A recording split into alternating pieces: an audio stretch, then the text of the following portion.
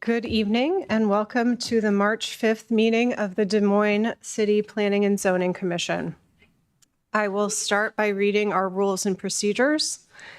The Plan and Zoning Commission is generally an advisory body to the City Council. City Council will hold a public hearing and make the final decision on all matters before the Commission other than site plans and subdivision plats, unless denials or conditional approvals thereof are appealed.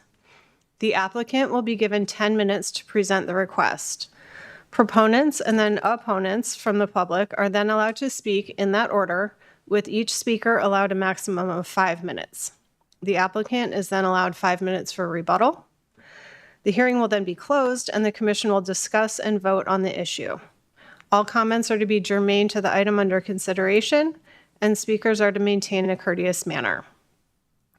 Items listed on the consent portion of the agenda will not be individually discussed and will be considered for approval in accordance with the recommendation in the staff report unless an individual present or a member of the commission requests that the item be removed from the consent agenda and considered separately under the public hearing agenda.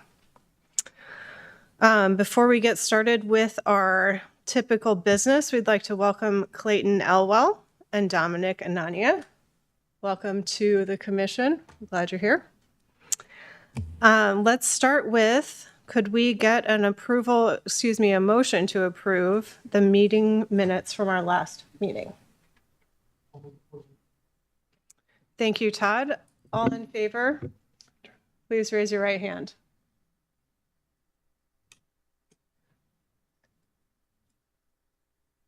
Any abstentions? Thank you.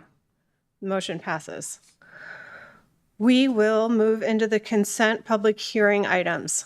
Item number 1 is a request from Everlasting Properties, LLC, for review and approval of a public hearing site plan, Prestige Kitchen and Bath Workshop, for property located at 600 Holcomb Avenue and for a Type 2 design alternative in accordance with City Code to waive installation of the sidewalk identified in the city's transportation master plan as a priority level 1 sidewalk gaps per City Code.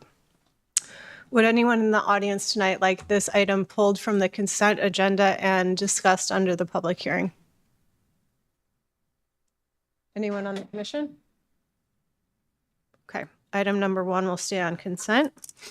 Item number 2 is a request from Jerry's Homes for review and approval of a public hearing site plan and for a Type 2 design alternative in accordance with City Code for property located at 2371 Emma Avenue to allow construction of a house type B in an N3A neighborhood district with an attached garage where the overhead doors comprise 50% of the front facade width, where house B only allows the garage door to encompass 30% of the front facade width per code.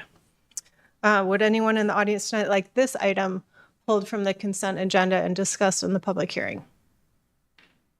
Anyone on the commission? Okay, item number 2 will also stay on consent. The third consent item is a request from Hubble Realty Company for review and approval of a preliminary plat, Woodmont plat, on 169.52 acres of property in the vicinity of 4425 East Douglas Avenue to allow the property to be subdivided into 511 buildable lots. Would anyone in the audience tonight like this item pulled from consent and discussed? Okay, anyone on the commission, excuse me. All right, item number 3 will also remain on consent. Could we have a motion to move the consent agenda? Thank you. All in favor, please raise your right hand. Any opposed? And abstentions? Thank you. Motion passes, and we'll move to the public hearing. Item number 4 is a request from C Build LLC for the following regarding a 6.5 acre parcel located in the vicinity of 5600 Southeast 27th Street.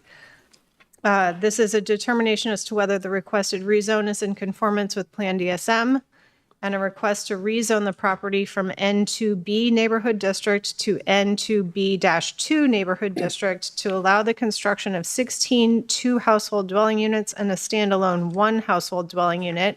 And Bert will present for staff tonight. All right. Madam Chair, members of the commission, Bert Dross, planning staff for the city of Des Moines. Item number 4, as the chair just said, is a rezoning that would allow for redevelopment of a vacant property for a mix of duplexes and one household dwellings. The subject property is located down in the Easter Lake Area Neighborhood Association.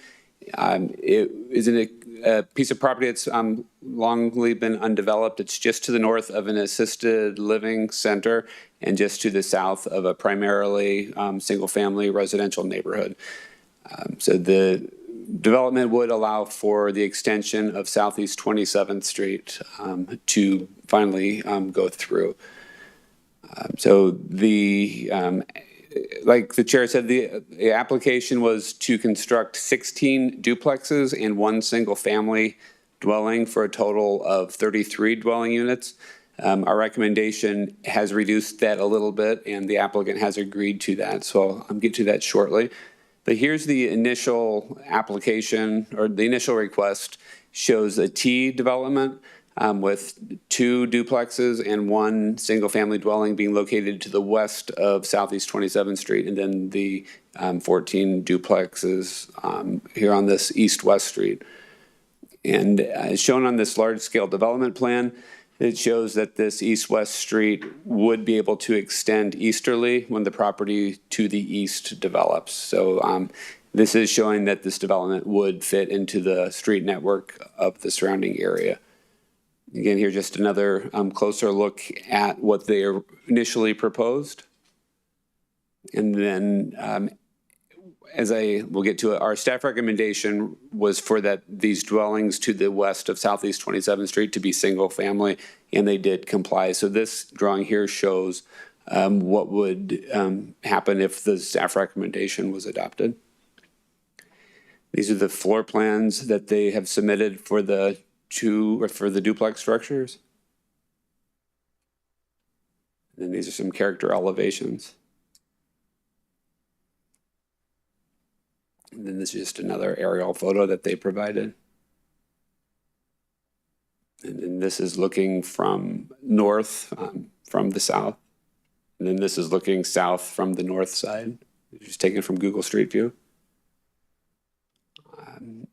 As I mentioned, our staff recommendation is for approval. However, we've recommended about 7 conditions that are intended to make the structures better blend in with the surrounding neighborhood.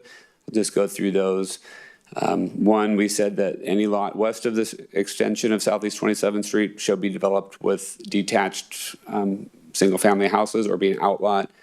And then the rest of the conditions really deal with the character of the building. So condition number 2 is that at least 35% of the front facade shall be full dimensional brick or stone. The 3rd condition is that they need to have varying roof designs so that they're not all structures are identical in form. Number 4 is that they need to have at least 2 different siting treatment plans for structures. And 5 is that there should be no design duplicated on adjoining lots.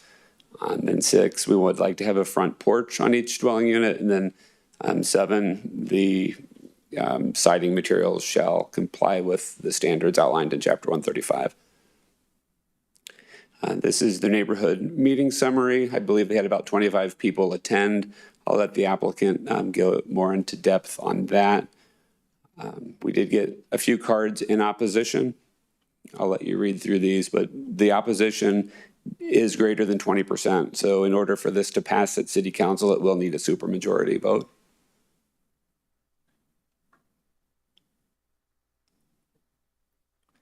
And I can come back to any of these if you'd like.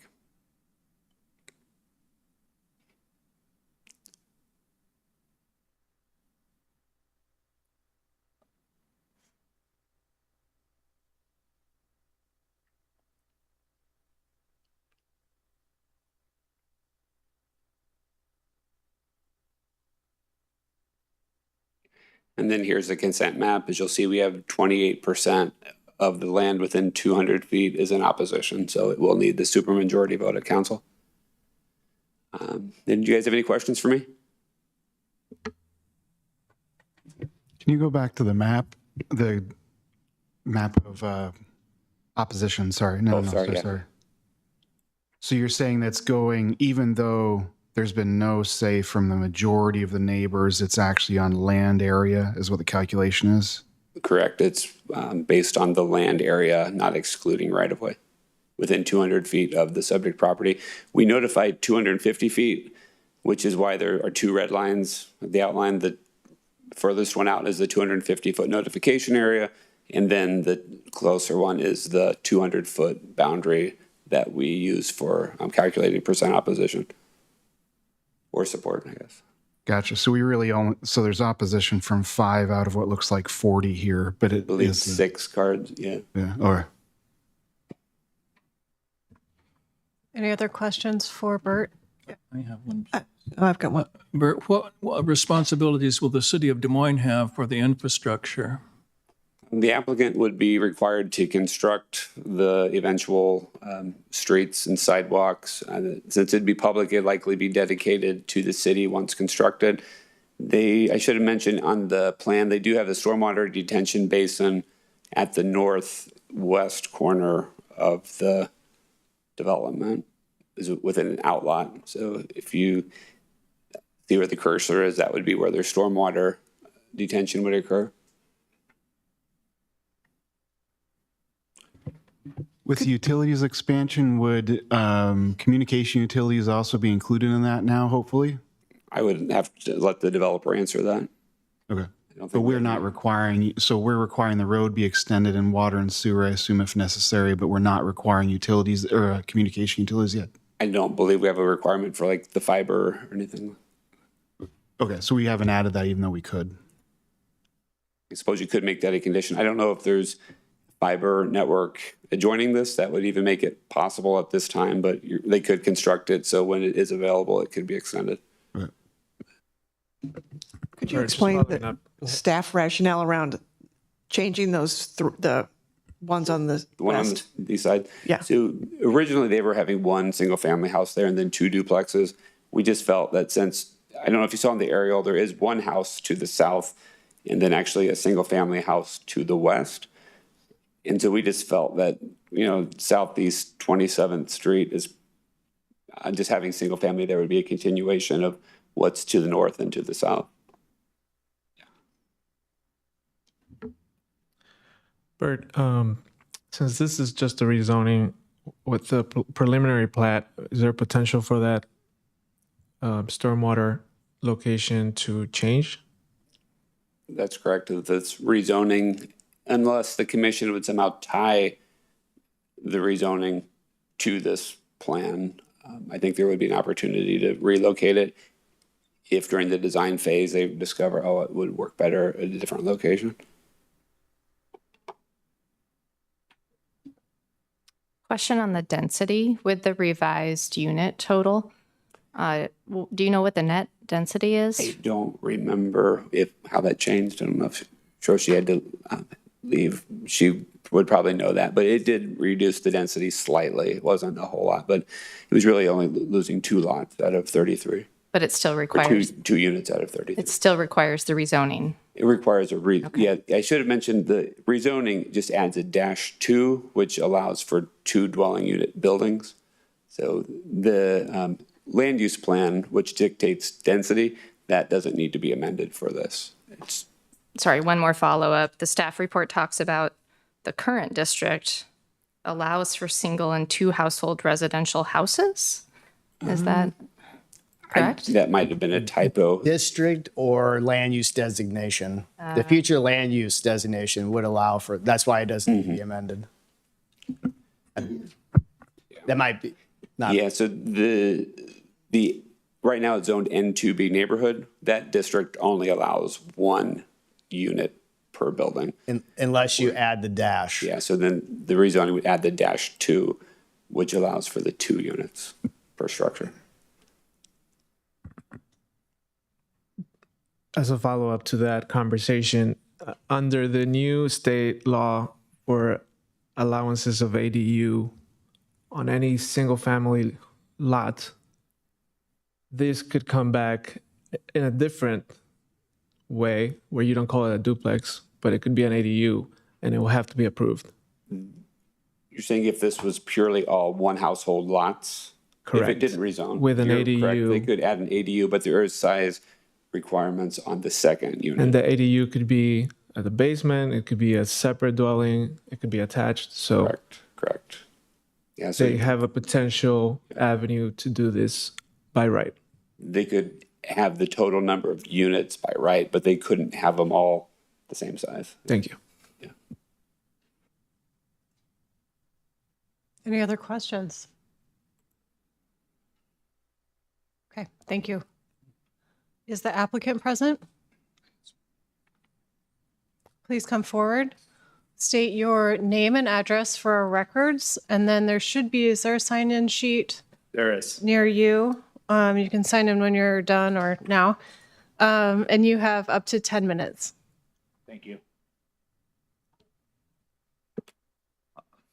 Thank you again, Honorable Chairperson and Commissioners. My name is Mark McMurphy. I'm with Abakai Consulting, Civil Engineering and Land Surveyors. We've done the preliminary work on this on behalf of the Calusi family. So C-Build and Calusi Development LLC will be doing the development here.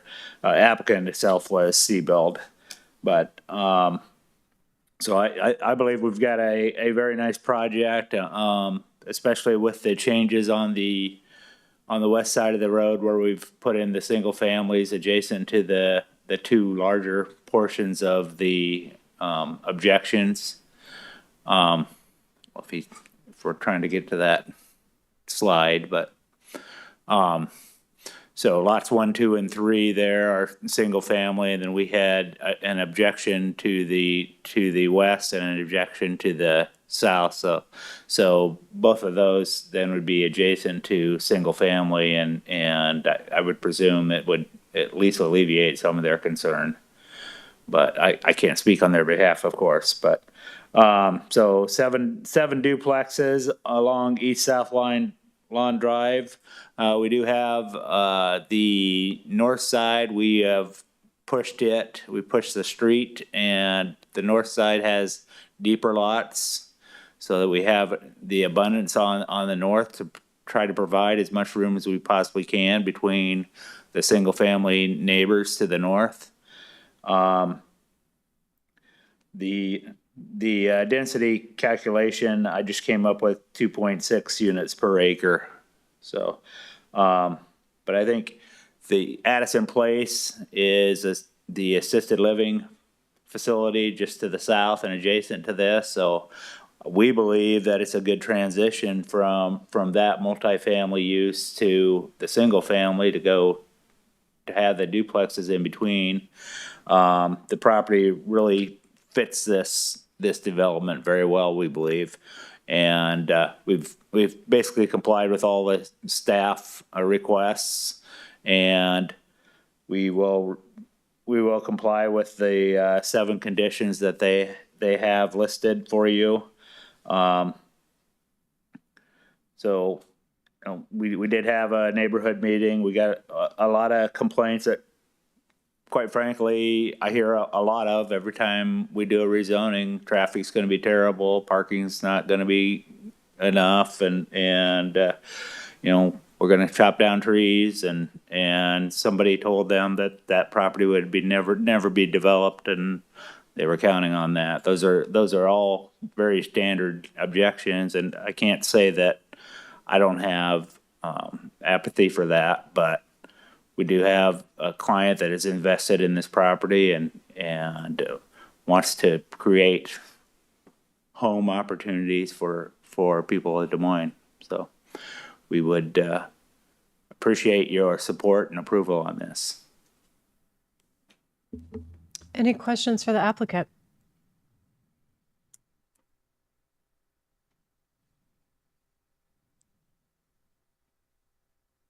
Okay, thank you very much. Thank you.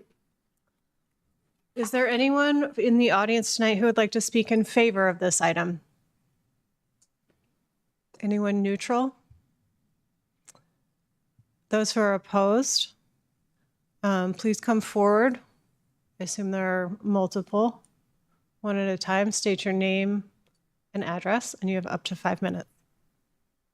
And do sign in on the white sheet when you're done.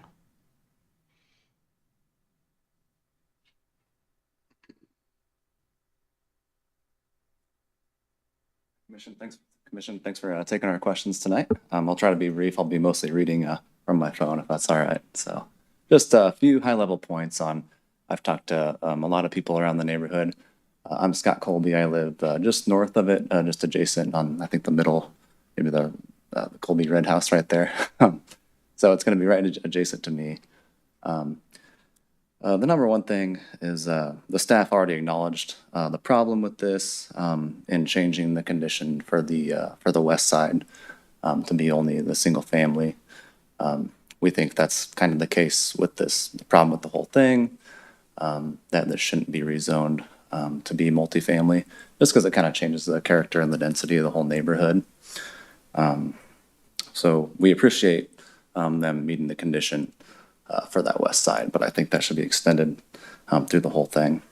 So since the staff recognizes it's a problem, I think it should just be comprehensive for the entire development. So like I said, I think a single family development would be a lot better and provide probably a better buffer for the backyards. They're going to sit really close to our fence lines, the way it's set up right now, the way the proposition is. Excuse me, can you speak closer to the mic for us? Yep, sorry about that. Okay, yep, sorry Thanks. about that. Sometimes people watch online too. It's easier for them to hear. Yep, thank you. So we asked the developer at the neighborhood meeting where we had a really good turnout. Everybody was opposed from the neighborhood that was there. And basically they couldn't really answer why they couldn't just use the existing zoning for single family homes. So it sounds like it's just to get the maximum density approved back here. And as you probably know, in 2019, the same developer got denied for a single parcel back in this lot due to not wanting to extend the road, as I understand it. So given that denial, this is a lot more impactful to the neighborhood. I think that's why everybody's opposed to this single family development. I don't think anybody would mind if it was single family or a big mansion back there or anything else. We just think it's kind of a problem with the single family or the multifamily zoning.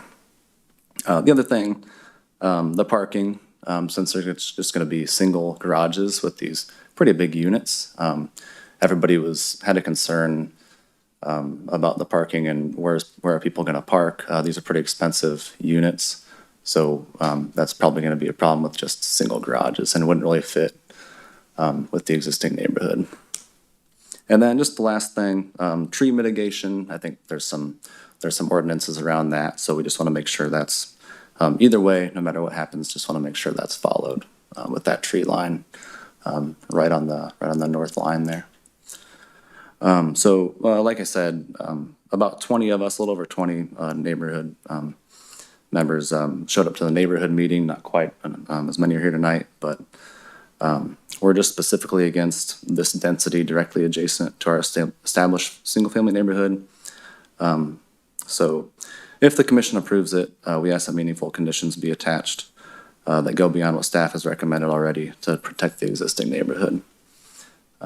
Single-family homes on all lots would be the appropriate outcome, in my opinion. So that's all I had. Thank you. Thank you. Would anyone else like to speak in opposition to this item? Please come forward. Again, state your name and address for our records. Sign in on that white sheet when you're done, and you have up to 5 minutes.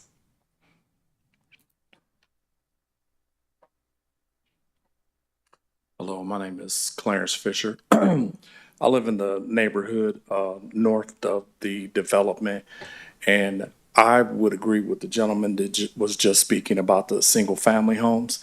You know, my home is an investment for me. So one of the concerns that I have is my property value going down. I mean, the taxes are what they are. I mean, they continue to go up, but if when you start allowing all of these additional units, it does kind of congest the neighborhood. There's a lot of young families in the neighborhood. One thing that they did do, they put the roundabouts in to kind of control the traffic a little bit. But that definitely, I mean, you're talking about 28 additional families in an area that's probably more suited for 14. And while I haven't done a whole bunch of research, I wonder, has the owner done any analysis on the impact of current homeowners in the area and the impact that it would have on us?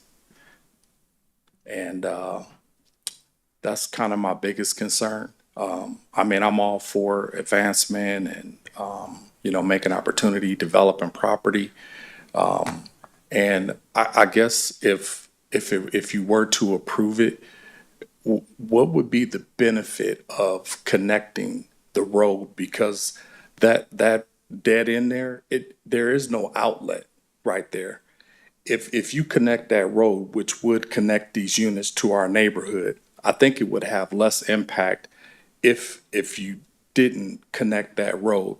If you access that road, you have to go all the way through the neighborhood and go out to Easter Lake Drive in order to get back out to Indianola to even get back on the main road. So there's not like there's an actual outlet to the main area there. So you know, just my opinion, and but my main concern is property value and the impact on it. You know, because my home is definitely an investment for me. So that's all I've got. Thank you. Would anyone else like to speak in opposition to this item?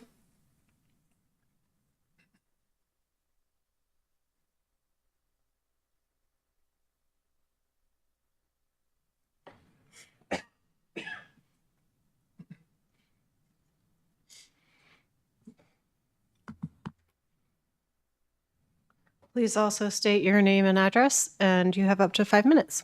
Hi, my name is Jesse Heisel. I live on the only home on the south side of that lot there, 5736. I agree with what they have said 100%. I really just feel like it should be single family homes. I would be lying if I was saying I haven't enjoyed my peace on that property the last 6 years I've been living there with my small family. I got 2 little girls at home that like playing outside, and being on a dead end street has been very nice, not gonna lie. It's gonna be a little different, and that's of course on us as a family to make sure kids aren't running out in traffic or anything, but gonna be something. Yeah, like what they were saying, I would rather see single family homes. It would be much more fitting for that area. The water retention area. I think the change to the homes on the west side there is much appreciated as single family. But I think maybe centralizing those 3 homes, or maybe even turning that whole west side into like a community park or garden area would be even better yet. I would love to see that. But yeah, that's it. Thank you. Would anyone else like to speak in opposition?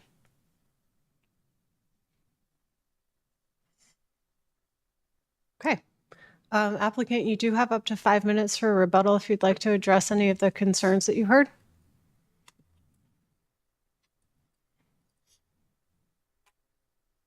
It'll take way less than 5 minutes. So you never trust a skinny cook or a cool engineer, and I'm not usually one that's long on words. So just just to recap, 3 of the 6 on the west side are now going to have single family close to them. So, and that is, if those were removed, then our objection rate is way less than 20%. So, property values, these duplexes are projected to be in the low 300s per side. So that's substantially compliant with the neighborhood, if not a little above. So it's plus or minus from what I was looking at as far as the assessor's appraisals. So staff has recommended approval. It fits the land use plan. It's a transition from the assisted living facility to the single family. So we believe it's a great fit. And we, again, would appreciate your support. Thank you. Thank you. I will now close the public hearing and leave it to the commission for discussion and motions, please. Chris, go ahead. I guess fundamentally on the process of how this works, because there's a supermajority required, I think unless city council overrules, fundamentally it's a sort of dead on arrival. That's the process we have. The community has sort of spoken in what they want. But I did want to raise some points that are important from my perspective, or my view, to understand why I feel that that's a mistake. I think that everyone has the right to maximize the value of their property. And within the community, we have a significant need for more affordable homes. This provides both of those items, so I wish we would move forward and support this. I think that the comment that staff recognizes being multifamily is a problem throughout this entire neighborhood is not an accurate reflection of what was stated. I think that there was a statement that those 3 homes on the left would be in better keeping with the other 2 homes around if they're single. That was addressed. But I don't think that was a statement that is a correct interpretation of staff's position, but they could clarify if they want, with respect to the rest of the neighborhood. And I think the actual argument of approval indicates that is not a fair representation of their statement. With respect to the parking pieces, because we hear this a lot as well, even the satellite image shows that there's street parking on Porter and everything else in that neighborhood above. It doesn't seem that there's any indication this would be different than what's occurring before. But if walkability is a concern and safety is a concern, the extent of the evidence, massive amounts of evidence, indicate that street parking slows down streets. It makes it safer. It activates neighborhoods. It makes streets safer, neighborhoods safer when there is street parking. So saying we're going to be opposed to street parking on safety isn't factually consistent with the evidence.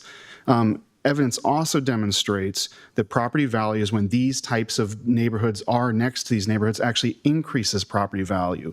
It does not it does not cause the decrease that we keep claiming. So I wish we would just be honest with that reality, that the property values here will rise, and connecting roads will increase safety for emergency vehicles when they're needed, and for other services when they're needed, improving a rate of snow plowing, all the other stuff that we're always often mad about in these dead-end areas like this. So I know that we're against it, but I will be voting in favor of this because as a community, it's our responsibility to create more opportunities for reasonably affordable housing when we have a real crunch here. And this looks like a great development that would support that. So I'll be voting in favor if someone else makes a motion, or making a motion if everyone's quiet. But I really think that this is the type of thing we should be going for, even if we need a supermajority council to overturn voice of the community. Thank you. What other thoughts do we have?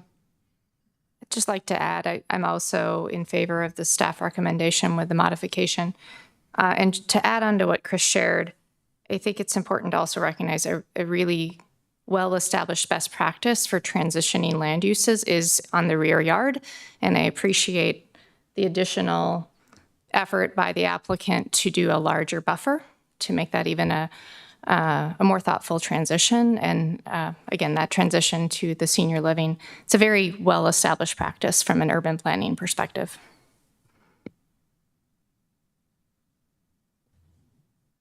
Please. I'd put a motion out there to approve. Okay. Any discussion on the motion to approve the staff recommendation? All in favor, please raise your right hand. Any opposed? And any passes or abstentions? Thank you. Motion passes. Excuse me. We will move to item number 5. This is a request from Kent Lays for the following regarding property at 3820 11th Street. And Bert will present this item for staff. All right. Madam Chair, members of the commission, Bert Dross, planning staff for the city. Item number 5 is another rezoning. This one's at 3820 11th Street up in the Oak Park, Highland Park Neighborhood Association.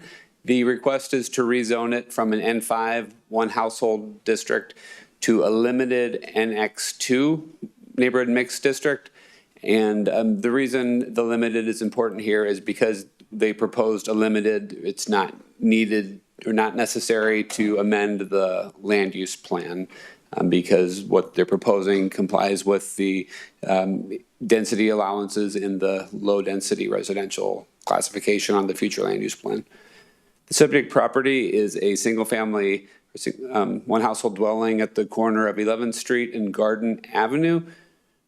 The property has historically been a one household unit. However, about 3 months ago, a new group home use had gone into there. They were issued a zoning violation in January. So they filed this rezoning to remedy their zoning violation. These next few pages describe what the applicant is doing here. I believe the applicant's here and she can explain it much better than me. But she's requesting to have 6 residents within this group home. As you'll see, our staff recommendation is to limit that to 4. We do have some rationale for that I'll get to. But it would be just 6 non-related people living together. There would be no on-site supervision. It would just be a way for people to live with certain needs to live together. This document here shows that when selecting tenants, so there are just some disqualifying factors. I'm not going to spend a lot of time on this because the applicant should address this more than me. But they would not be people with active criminal convictions, so it wouldn't necessarily be, or wouldn't be a correctional placement facility. But here's a photo of the house. This is from 12th Street. I'm sorry, 11th Street, looking to the west. And this is along Garden Avenue to the north. There is an attached garage on the property that has 2 garage stalls. I should have mentioned from the aerial, it's pretty obvious that the entire property is pretty much covered by this house and the attached garage. There's really not any opportunity for additional off-street parking spaces. So you can see this attached 2-car garage. There's 1 car here parked kind of improperly, encroaching into the right-of-way over the sidewalk. And then this is just showing, if you look at the left, you can see the west edge of the structure. Then this is just another photo looking south down 11th Street. This is a floor plan that the applicant provided. There are 4 bedrooms in this house. In our staff report, we kind of laid out the supplemental requirements that would be required for a group living use. And one of those is that they would need 80 square feet of bedroom space per resident, which they would meet. But again, there's 4 bedrooms. The applicant is requesting 6 residents. So they would, if their proposal goes through, it could potentially have 2 bedrooms or a share. But our recommendation is to limit it to 4 residents, not only because there's 4 bedrooms, but also because there's only 2 off-street parking spaces available, and a group living use requires 1 space per 2 residents. So if they have 4 residents, that would require 2 off-street parking spaces, which is the maximum that they can have. I should also mention that the NX2 district requires a group living other to get a conditional use. So if the rezoning is granted, their next step would be to obtain a conditional use from the Board of Adjustment. And that conditional use, as all conditional uses have the caveat that if they become a nuisance or problematic, the zoning officer can bring them back to the Zoning Board of Adjustment to have the conditional use amended or rescinded. So I'll go through the consent cards. I guess here's the neighborhood outreach information. I'll let the applicant speak to this if they want. But they did just have a couple of people at their neighborhood meeting. We did get several cards back in opposition. Again, there's more than 20% opposition to this, so this would also take a supermajority vote at City Council in order to pass.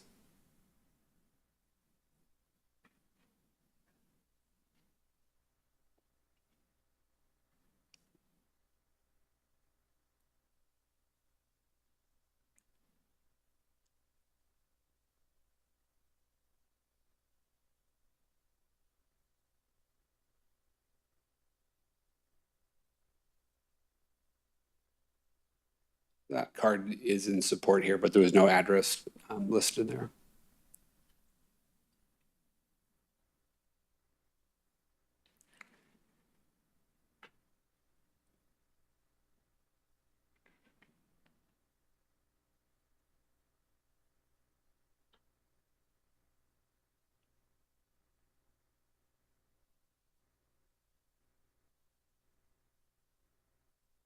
And this was undecided.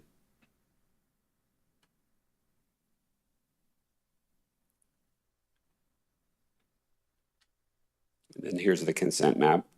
Again, more than 20% opposition. The undecided was up at the northwest corner, just at the periphery of the 200-foot buffer. So our staff recommendation is for approval, but we were recommending the zoning be limited to any use of the property being limited to uses in the current N5 district or a group living use. And then the second condition would be any group living use shall have a maximum of 4 residents. So any questions for me? Bert, if the zoning were denied, how could the property be used as is? It could be used as a single-family dwelling, or it could be used, there are some family homes, they're called. I don't know, the existing use that's in there today doesn't meet the family home requirement, but a family home would be allowed in the N5 district. But otherwise, the N5 district's primarily a one-household dwelling district. Can you explain more about what the family home designation means? Like, for instance, like sometimes groups of disabled people will live together, and it's just considered, that's how the... Yeah, there's also criteria in the state law that defines those uses. And so we really have limited ability to regulate them. So if they can meet those different definitions, which I think Bert was trying to head down, I will say it is, it's not as straightforward as a lot of other zoning uses and things that we regulate with zoning, just because of how the law regulates it. But as Bert noted, the applicant's business model doesn't fit that definition. Right. Thank you. Has the applicant agreed to the 4? I don't believe so. I think they still want 6. Thank you. then explain. With the drawing those up there, were there 4 bedrooms in that Or drawing? 4 bedrooms, correct? Okay, so you're saying the theory for limiting to 4 is 80 square feet plus the fact there's 4 bedrooms? Primarily, it has to do with parking. Our recommendation is really based on parking for 4 bedrooms would require 2 off-street parking spaces, which is the maximum this property could provide. And then we also do believe that just given the limit, if I go back to the aerial, you can see that the structure pretty much covers the entire property. And so we just felt 4 is a more less intense than 6, I guess, just given how compact it is. Is there a basement? I believe there is. I'd let the applicant confirm that. Any other questions? Okay, thank you. Is the applicant present? Please come forward, state your name and address, sign in on the white paper when you're done, and you have up to 10 minutes.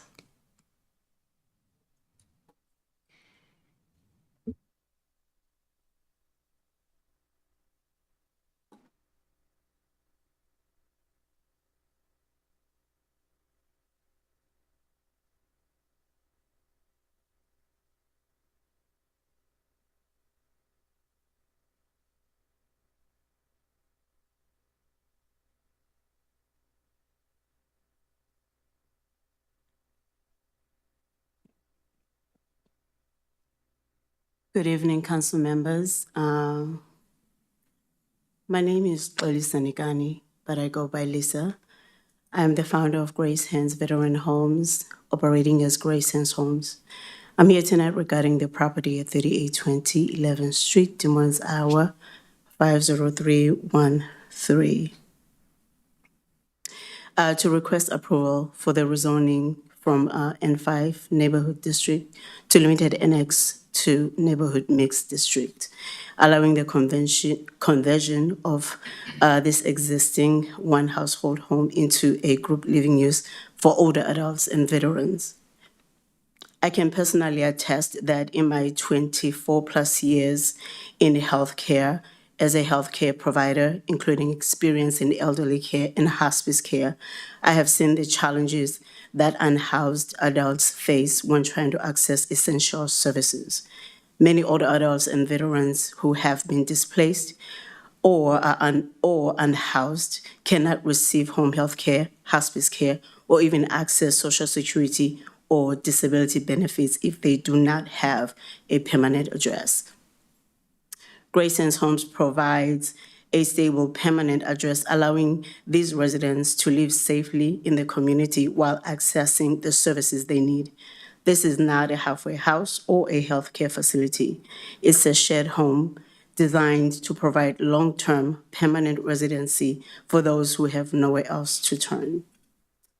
Our home serves older adults and veterans aged 50 and above on fixed income like Social Security and disability, individuals who are independent yet benefit from a structured, supportive home environment, residents who grew up in this community, attended local schools, and are now seeking stability after life circumstances such as loss of a spouse, mental health challenges, or loss of family support led to their displacement.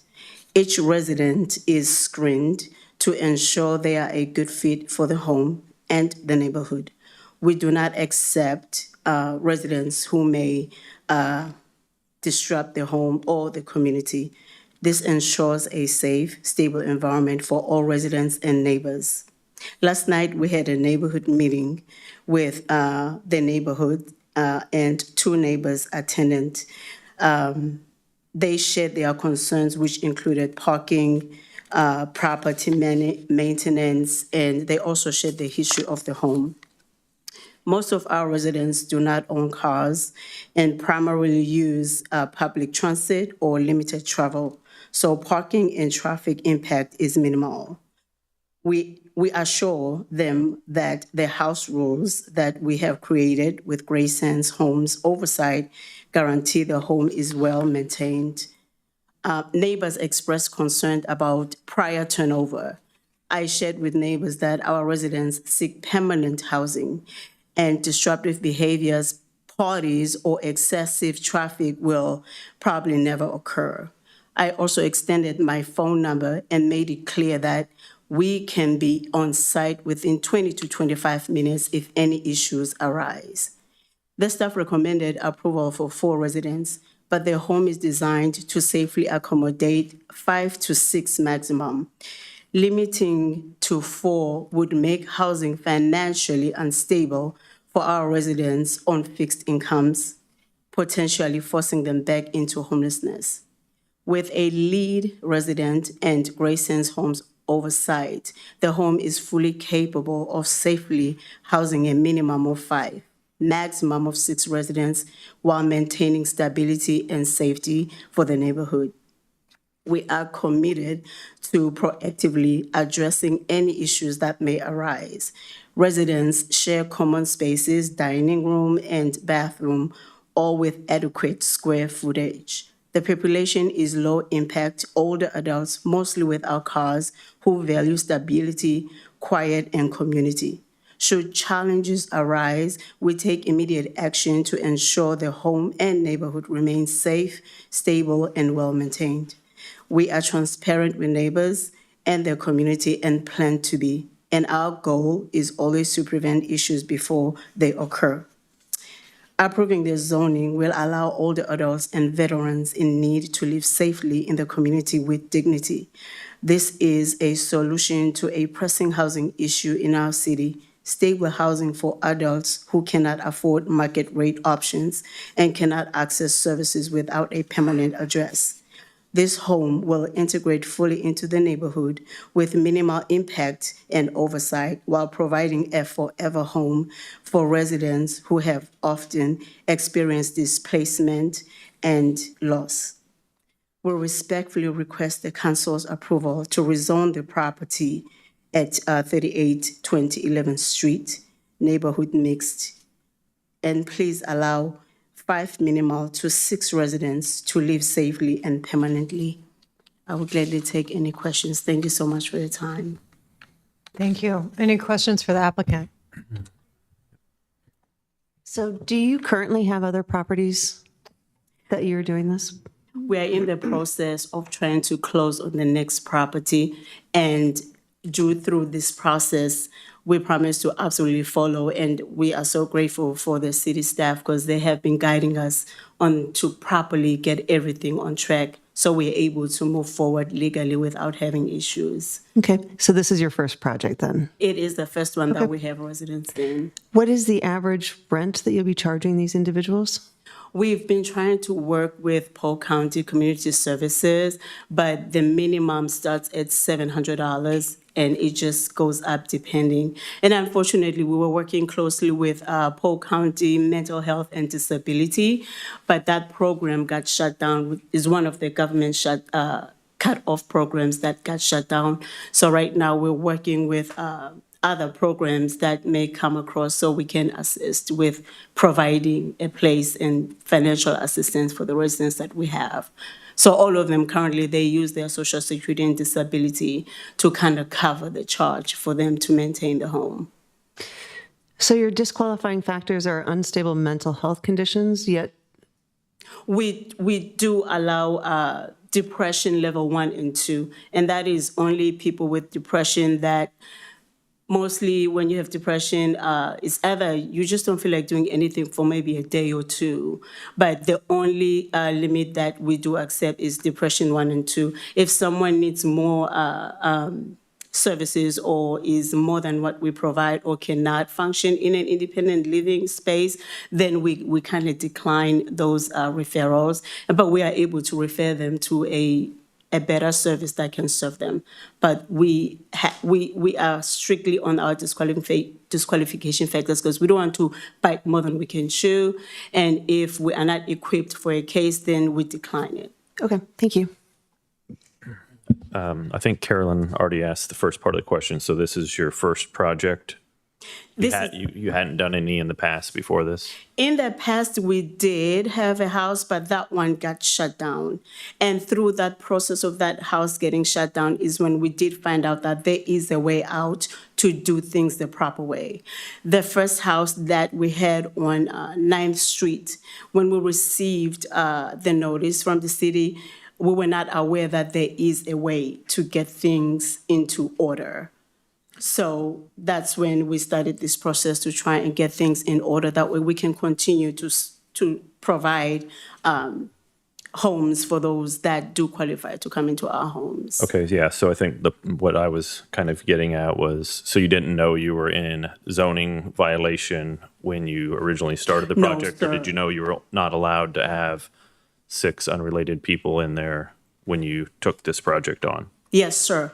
And I'll be honest with you, I just was a passionate person who worked. I'm still a hospice provider, and speaking from experience, if a client or a patient is in the shelter, we cannot go in there and provide services.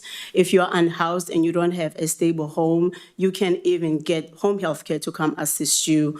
There's nothing that you can do to get services that can assist you. So when we started, I just wanted to provide a solution for people that I saw that, okay, this population needs help and this is the population that we are more experienced in.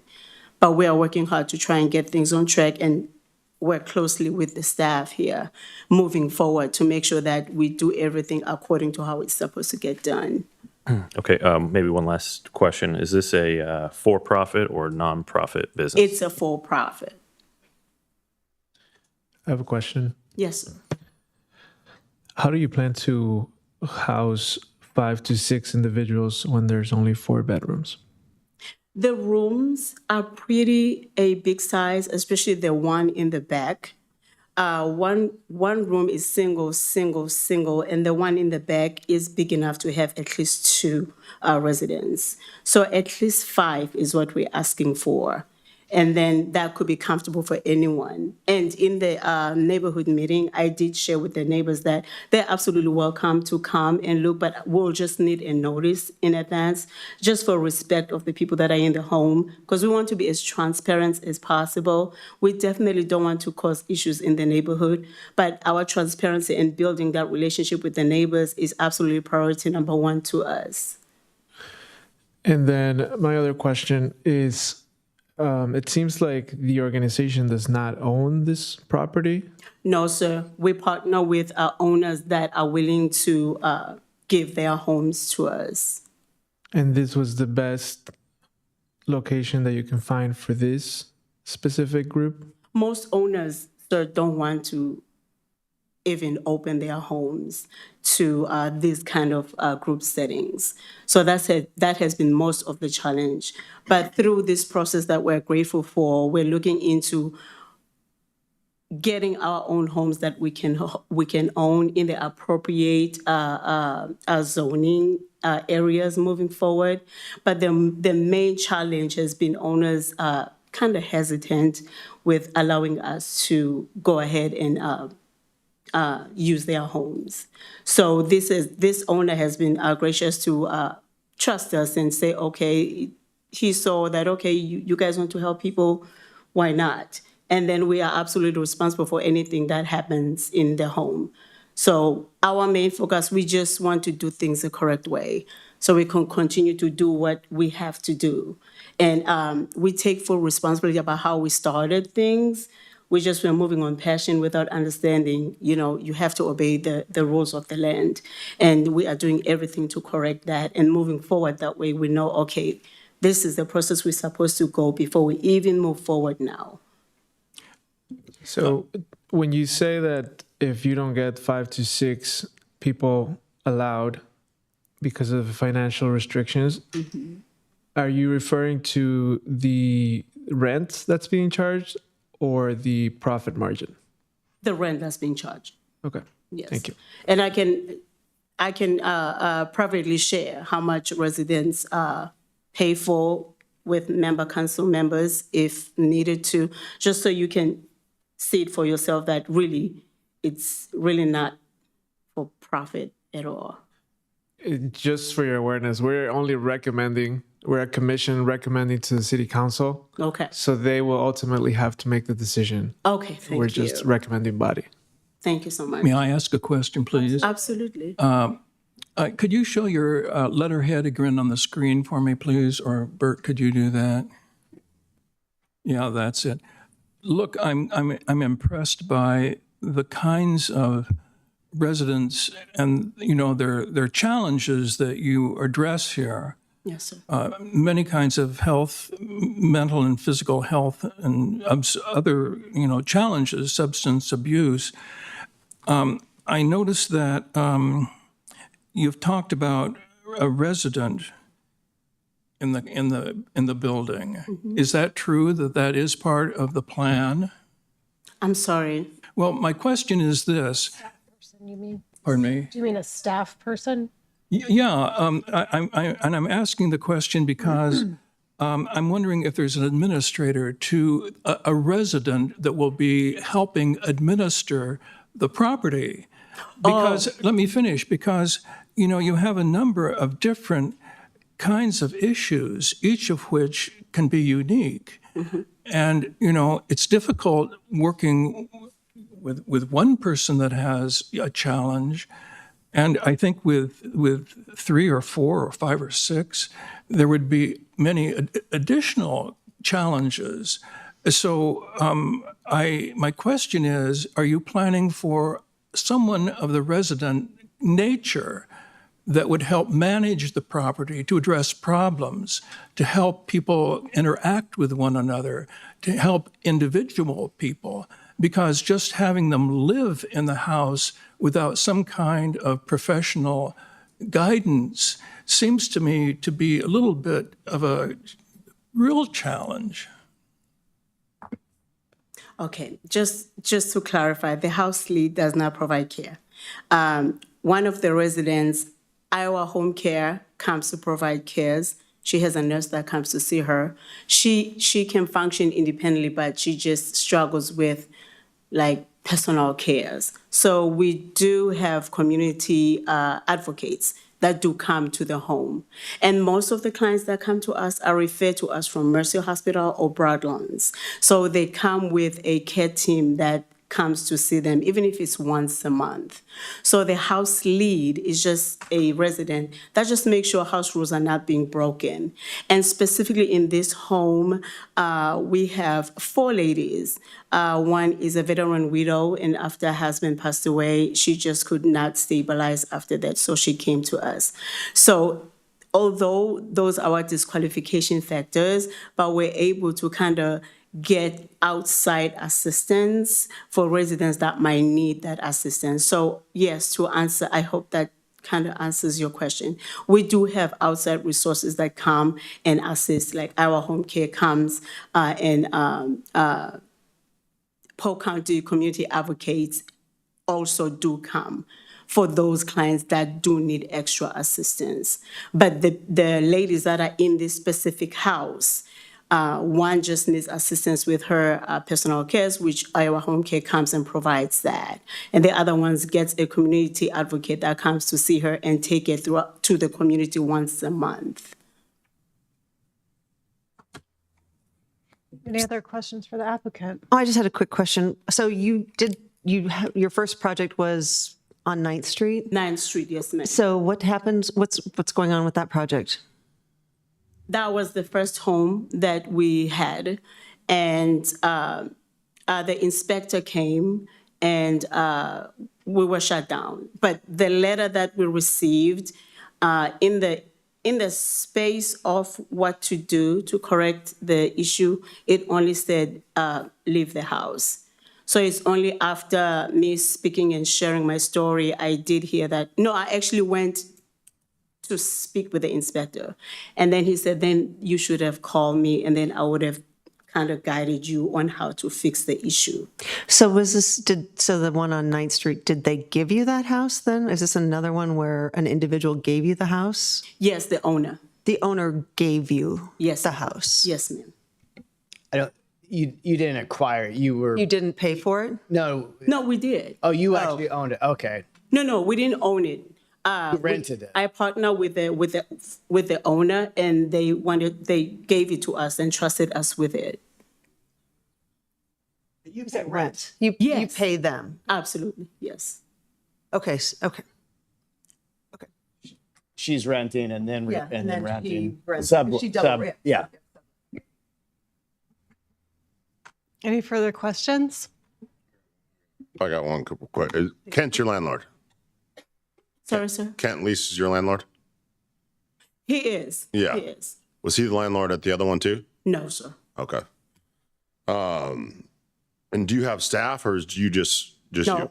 Everyone is independent. Everyone can function independently. But again, with our disqualification factors, if someone needs more care than we're able to provide, then I'm able to refer them to a specific group home or specific nursing home, or we work closely with Mercy Hospital Social Services as well, that they're able to refer to nursing homes or any other facility that can assist. So if someone requires more health care, then we unfortunately decline those clients because we're not equipped to provide or serve, or our space is not equipped for those kind of cases. Yeah. Group home's a lot to manage and a lot to handle for sure. Right. So we refer them out. So we work closely with some group homes. So if we do get a referral that requires more assistance, then I'm able to refer them to a specific nursing home or to a specific group home because our setting then will not serve them. We're not equipped for that kind of case. So you're currently in the house now and the city came and did an inspection and that's why you're here because you were not. Yes, sir. Okay. Yes, sir. Got it. Okay. Any more questions for the applicant? Thank you. Thank you. Is there anyone in the audience tonight who would like to speak in favor of this item? Anyone neutral? Anyone opposed? Please come forward one at a time. State your name and address. Don't be shy. You have up to 5 minutes, and please do sign in on the sheet there when you're done.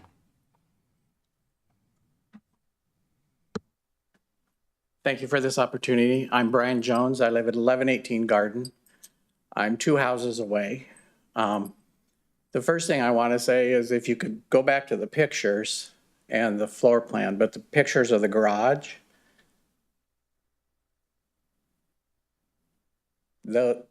so in the 2 garages there, in the floor plan that is drawn out, it shows a common room.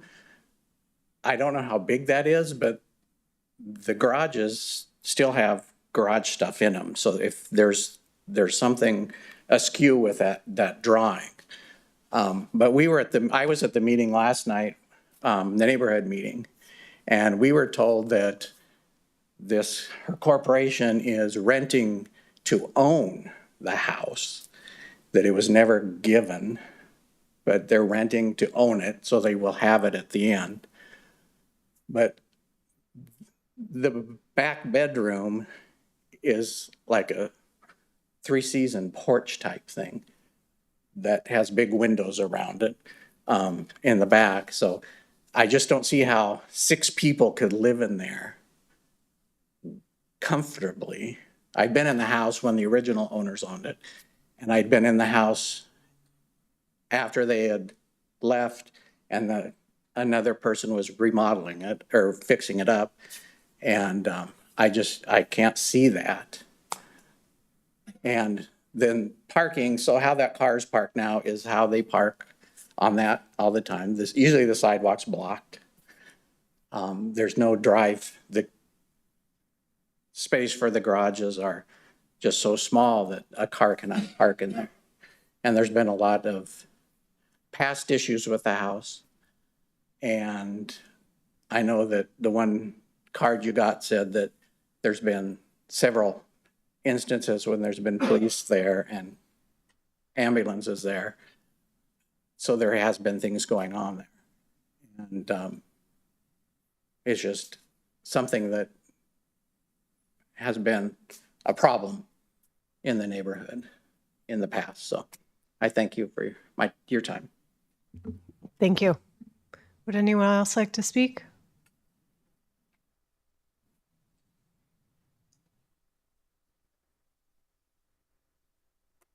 Please state your name and address as well, and you have up to 5 minutes, and sign in when you're done.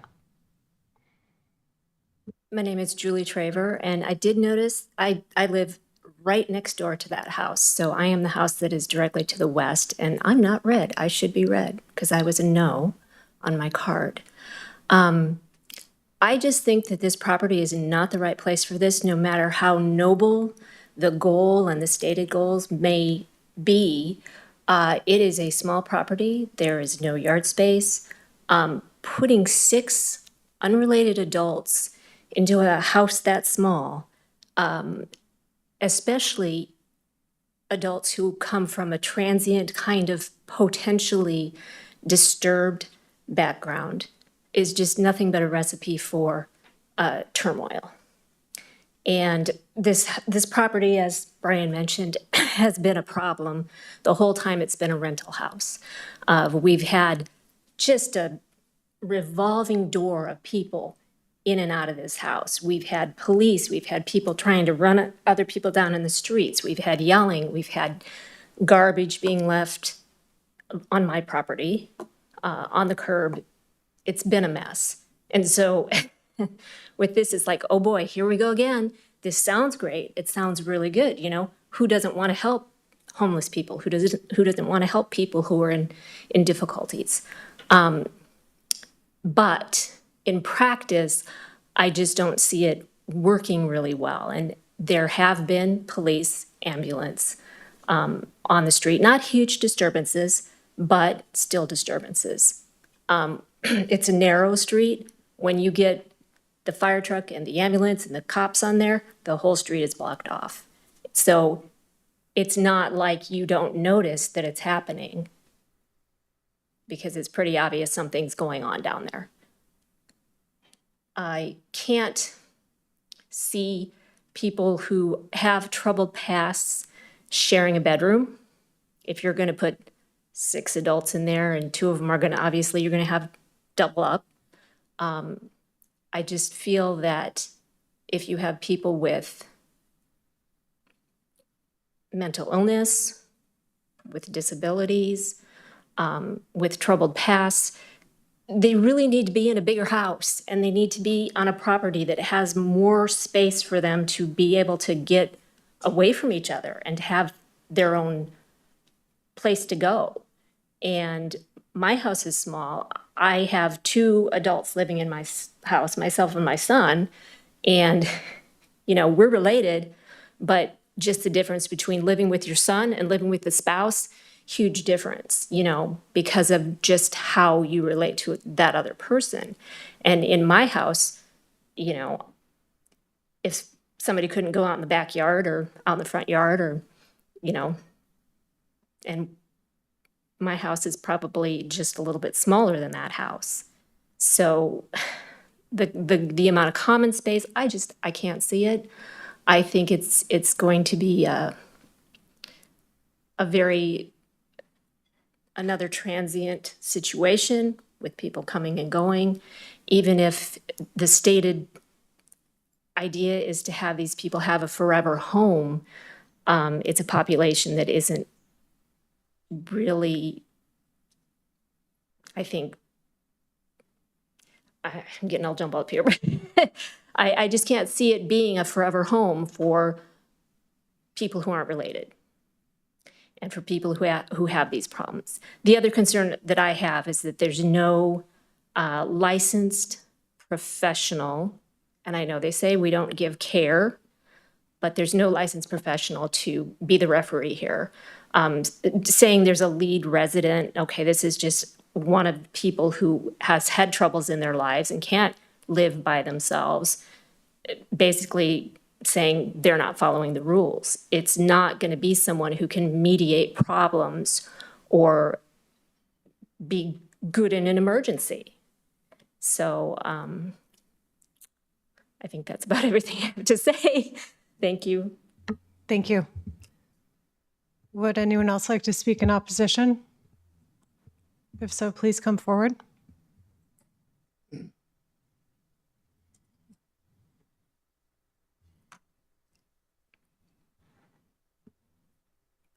Again, state your name and address for our records, and you have up to 5 minutes, and do sign in when you're finished. My name is Loretta Stubbs. I'm a resident of 1125 Garden. I've probably been there the longest because it's October of 76 when we moved in. Single houses all around, and it was very peaceful, nice, quiet street. I also had the privilege of working at Broadlawns in mental health, inpatient behavioral health at Broadlawns. And I can tell you things can escalate very fast and very high, where if it takes 20 to 25 minutes for a staff person to show up, that's not going to cut it. That's not going to help them. For getting hurt, needing to be separated from each other. The other thing is, we'll all be vigilantes for watching and needing to call the police and just hoping that someone shows up very quickly to get these people apart from each other if that's what happens. Mental health is so unpredictable. So I guess that's what I want to say, is that I just don't feel like this has been thought out long enough. And to be in a residential area, we have Oak Park School, not even a mile away. And we have a lot of little children in the morning when I go out that are walking to school. And it would just be a concern and a fret all the time for those little kids that are out there. Some of them have an adult with them going to school. Some of them do not. So it needs to be thought out a little better. Also, what Julie said, that's a lot of close living for people that have never lived with each other before. And that's what happened inside the area of Broadlawns inpatient behavioral health. They had never been with each other, but they had to be in very close living conditions. It was not ideal. It just wasn't. We were always in fear, and I did get punched at that job. It can happen very fast, and you don't see it coming. So I just wanted to say that. Thank you very much. Thank you. Anyone else like to speak in opposition?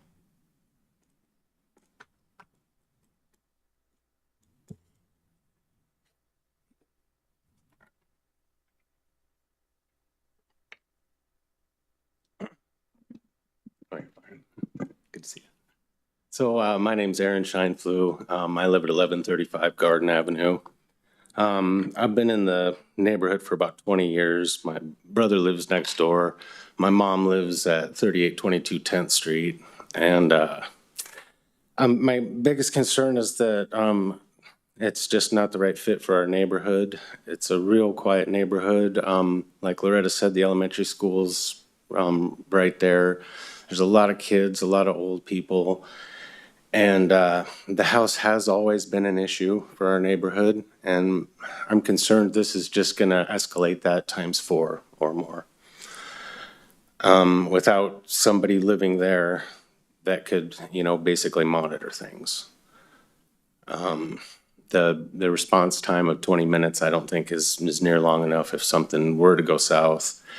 And with that many people living in that small of an area, I don't see how they wouldn't be at each other's throats. It's not big enough for 6 people for sure. And there's no yard space at all. And the parking would be an issue too. And then property values, would it, make my property value go down having this in our neighborhood? Because it just doesn't seem like the right fit for our neighborhood at all. I guess that's all I have. Thank you. Thank you. Would anyone else like to speak in opposition? Okay. Applicant, you do have 5 minutes for a rebuttal if you'd like to address any of those concerns.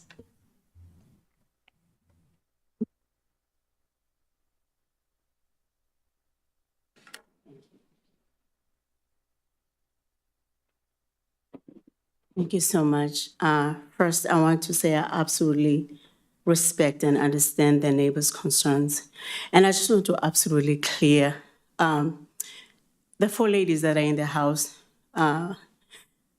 these are not mental health patients.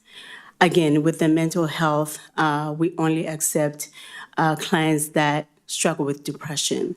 If someone has like personal schizophrenic or anything like that, we do not accept those kind of clients because we do understand that that client needs more care and shared living space will not serve them. And also, most of our clients, because there's a stigma around homelessness.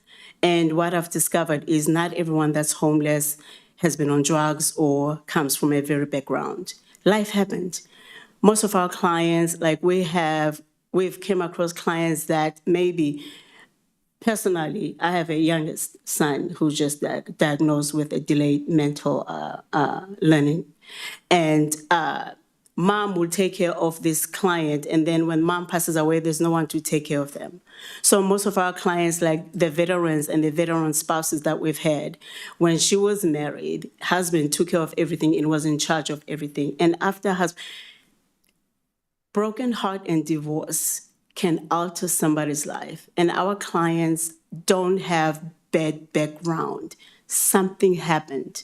That's why we have those disqualification factors. And when we do meet with clients, especially if they are being referred from Mercy or any other community homeless advocate, the clients do sign a release form. So we can go ahead and look back and look up their background. But I just want to really clarify that the clients that are in our homes are not mental health patients. If anything, they have depression in level 1 and 2. But with medication, they're able to function just properly. But there's absolutely no one that has like a disruptive mental health that they are dealing with. Those kind of cases, we're not equipped and they will not be suitable for our living space. So I just want to clarify that. Like, they don't come from bad background or anything like that. It's just something happened. Divorce happened. Mom passed away, and now the client could not manage life. But none of them come from like really disruptive backgrounds at all. So these are the factors that we look for before we even accept someone to come into our homes. And again, the house lead, it's just to make sure that house rules are being followed. No one is crossing lines. Like one of our house rules, out of respect for the shared living space, there are no overnight stays. So it's just normal house rules just to make sure people don't smoke inside the home. They smoke outside, or no one is having anybody stay overnight. So those are the type of issues that the house leader kind of looks after. And as far as ambulance being called, we do have a young lady that uses a walker. And unfortunately, if an emergency happens, because we are dealing with a specific population, they do have the right to call an ambulance for help to come and get them and take them to the hospital. And we do use those services because that's what they are there for. But these clients are so grateful when they're able to go to the hospital, get the care they need, and still have a home to come home to, where in other places, if you go into the hospital, this specific client used to be at CIS, but when she started struggling and having incontinence issues, she could not be there. And when we got her referral, she was terrified, could not open her hotel door, could not get home health care to go into a hotel. So she's grateful to be in our home. And unfortunately, if she needs help, she has to call the ambulance to come and get her.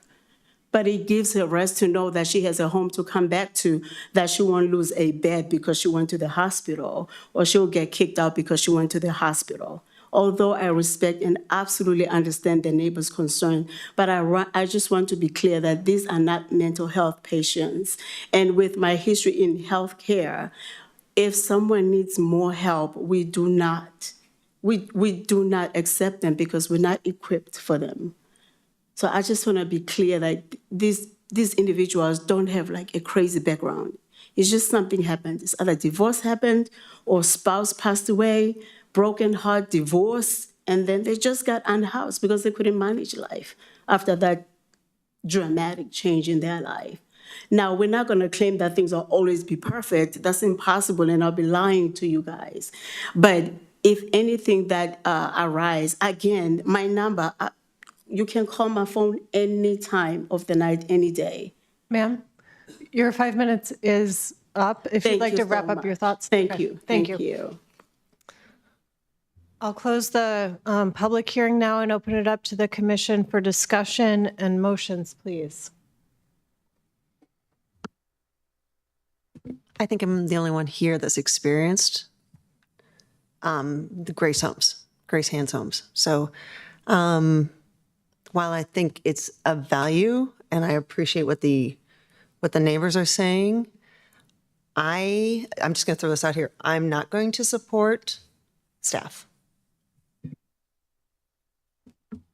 Thank you. Other thoughts? Yes, I have one. I agree in many ways about this, and these problems come before the commission not infrequently. One just a couple of months ago arose on a commercial property on Euclid that a person bought and so forth, and then came and found out that we had denied the use of the commercial property as commercial property. It was very sad because the woman that had bought the property in good faith, thinking that the zoning was appropriate for what she wanted to do, and in fact it was not. She lost whatever she had invested in the property, and that was very sad. This property is different. The renter has acquired the property, hoping to develop it as a rental property. If we deny it, or if the council denies it, that is a case. However, the developer has renting to own, and so if he or she is out, she's out 3 months of rent. She's not out the whole price of the property that a neighbor on Euclid Avenue has suffered. So I just want to mention that. And then I really do have this question about the needs for these people that will be living in this facility, because they really do have needs, and they have immediate needs. And if the applicant was willing to live there and help them out as a colleague, well, that would be, I think, something very positive. But to have a rental property with people that need real needs, but not having anyone there actually that will be helping them find and deal with those, I think is a real challenge. So I'm going to vote no. Thank you. Other thoughts? I have a question for the applicant. Is this economically viable with 4 residents? Okay, thank you. Just to clarify, in case it didn't pick up, the applicant responded no to the question. I do have a follow-up for the applicant on that line. Can we have her come? Would that be all right? Well, the lawyer would have to address that. Is it okay to reopen? It wouldn't necessarily be reopening it for the public. It's just answering questions, so I'm fine. Okay. Can you come forward and answer the question? Thank you. The question is, you stated multiple times you have 4 ladies living there now. Yes, ma'am. So is it currently economically working? Honestly, I've been covering some of it just so they have a home.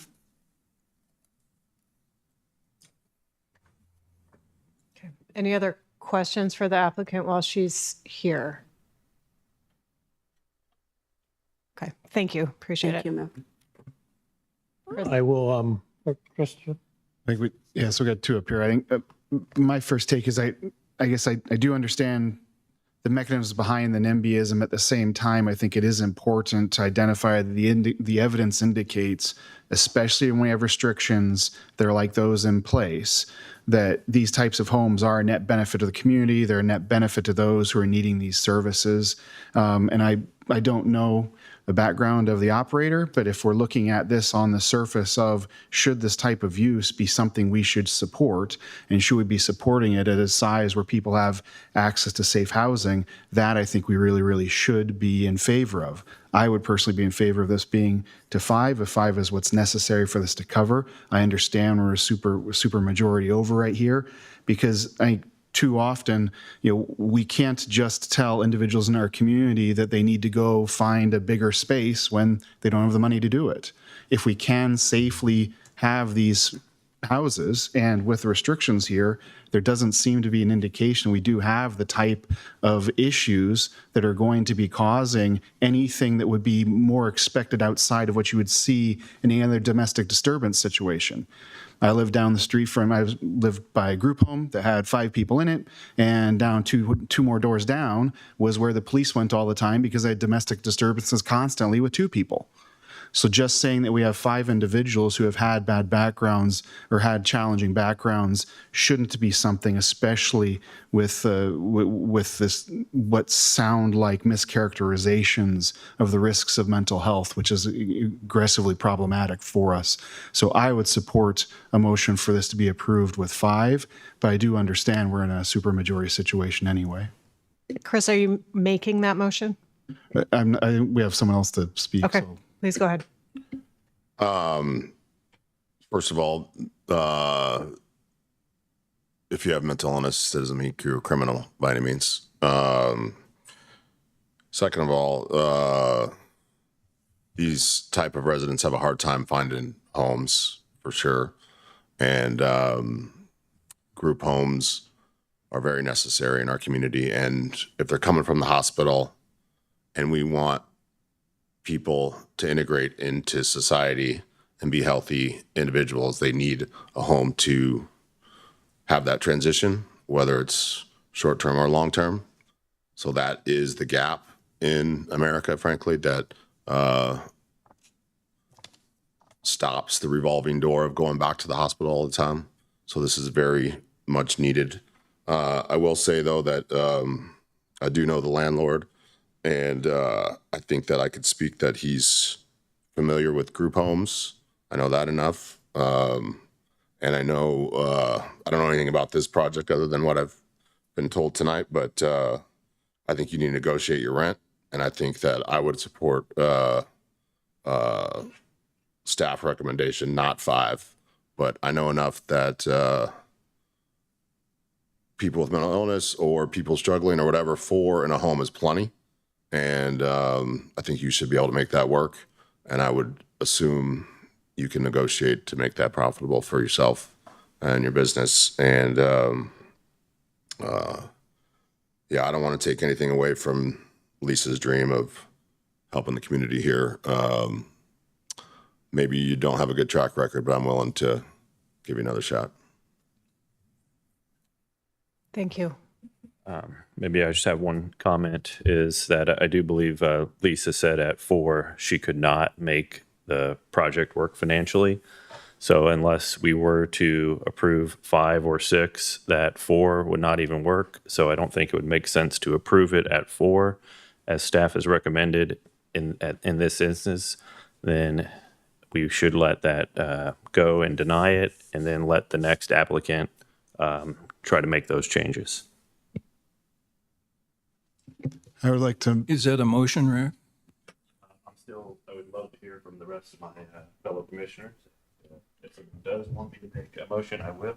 Somebody else wants to? I would just say one more thing before you make a motion. I have some concerns with the lack of bedrooms for a 5th person. I am in support of the project and the concept. I just don't think that 5 or 6 people would make sense. I think if you have 4 bedrooms and the staff rationale that I agree with, but furthermore, since that has already been shared by somebody else, this project is facing an uphill battle with majority of council, and then it has to go to the zoning board of adjustment. So there's also a couple of other things to consider, but if it remains at 4, I will likely vote in favor of it. Thank you, Johnny. Any other comments? I will make a closing comment. Given the long-term economic viability of it at 4 people, I don't think the rezoning's necessary. So I'm going to deny the rezoning. Recommend. Make that motion. Any discussion on the motion to deny the request, including the staff recommendation of 4 units? Did I read that properly? You're just moving denial of the request. You don't need to talk about the staff recommendation. That's not the request. Thank you. All in favor of the motion, please raise your right hand.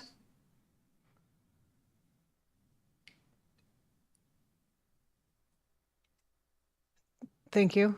All opposed?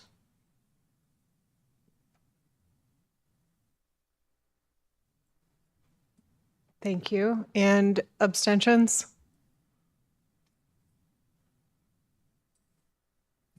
Thank you. I don't know what the count was. I had 6 in favor of the motion and 5 opposed and 1 abstention. So the motion carries, right? Correct. Okay. Motion carries. Thank you.